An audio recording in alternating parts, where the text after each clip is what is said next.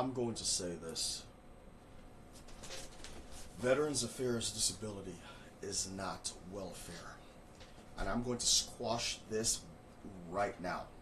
I'm 100% P&T, disabled veteran with PTSD, military sexual trauma. They sexually assaulted me 4 times in 2 years. I'm going to tell the entire story right now. This is the reason why I upgraded my system so I can make better videos. When I was in the Army, I was a virgin. I went to Iraq minding my own business. The 2 women I was talking to went to the shower, so they were not involved. So what happened was the man that stayed behind, I did not see this coming.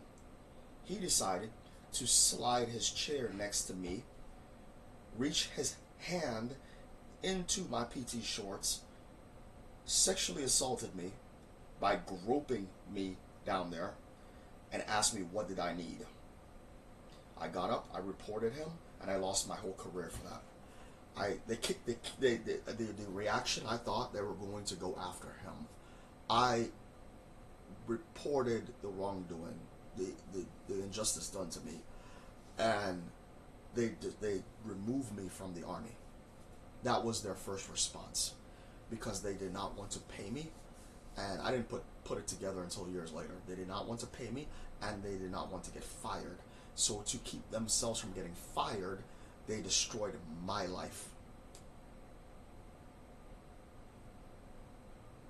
I've been suffering with PTSD since 2003.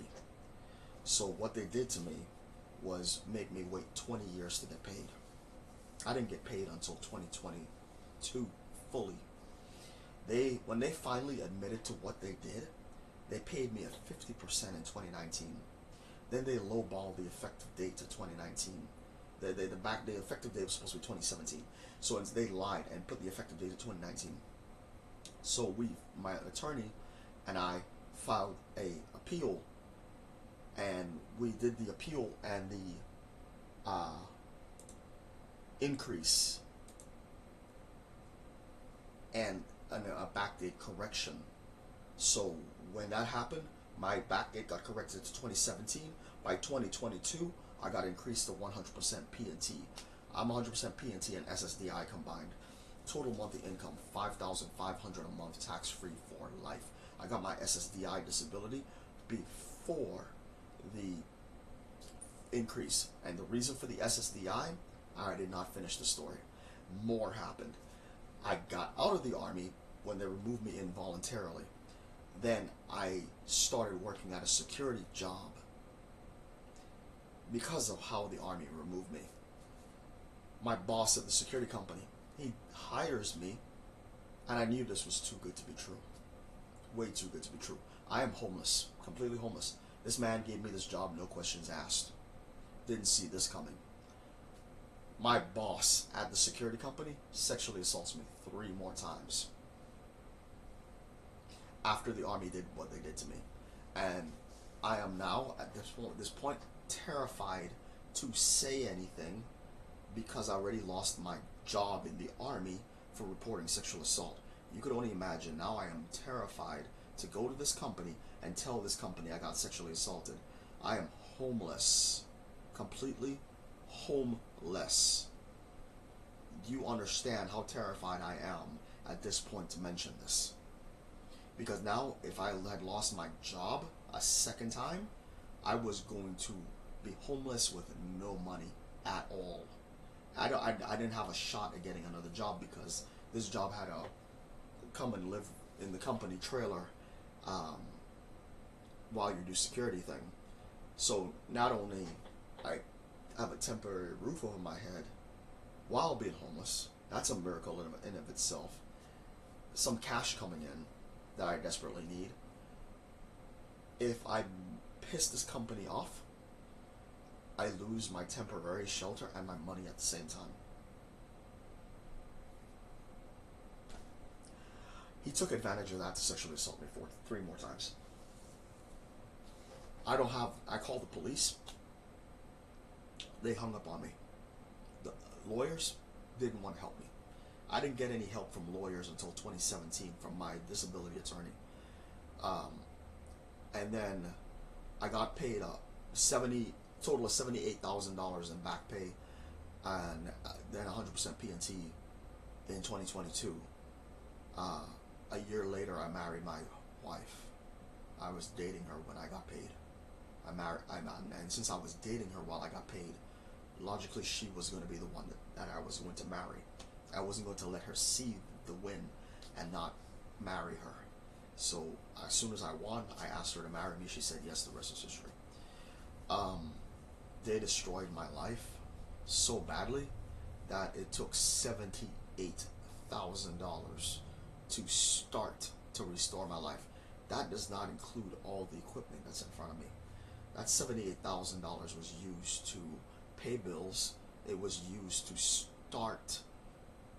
to fix my life, buy the televisions, help my wife. I used a chunk of that change to help my wife get the supplies for this house, because at that time I was living in an apartment, and I had my wife owns this house, so we were paying for two places at the same time. So I'm helping myself, and at the same time I'm helping my wife. So before I married her, we went to the grocery store and we filled up like 2 Walmart carts. I had so much money I didn't even have to look at what I was buying. Just threw whatever I wanted in the cart, and this is all for my wife. Filled up 2 carts full to the brim of shit, and I told her, said, anything you want, you can buy, you can get it. Just put it in the cart. I'll get it. I'll buy it. Put all that shit in the cart. Swipe my debit card. Purchase all that shit. Brought it over here and unloaded it into the house. So now we're down to 1 house. About to buy my house. I'm using my VA loan. So we're about to have 2 houses and 3 cars. To get to this point where I'm planning to buy a second home for myself, it took me submitting a lot of evidence to the Veterans Affairs on my condition. Hospital stays, the evidence from the hospital, the fact that I was hospitalized at work as a correctional sergeant. My last job I ever worked as a correctional sergeant. That's what I retired myself as. One of my shifts, I spent the entire shift in the hospital due to PTSD issues. I made sure to submit that medical evidence.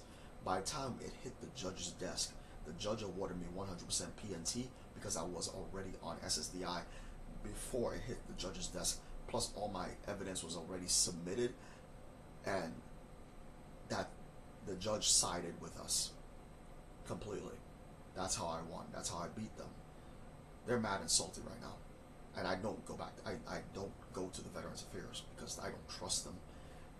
They harmed me, and then not only they harmed me, they covered up the whole thing, refused to treat my symptoms for 20 years, worsening my symptoms to the point where I see things, I hallucinate, intense anger issues, crazy nightmares.